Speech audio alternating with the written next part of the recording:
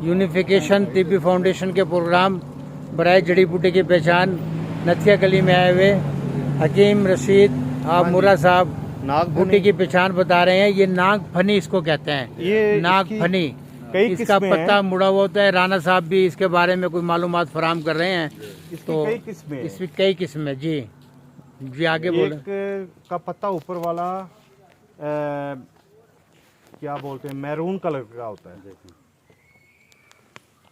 ये शापर में सांप की तरह शक्ल है इसकी, सांप की तरह। नाम क्या है? नागफनी।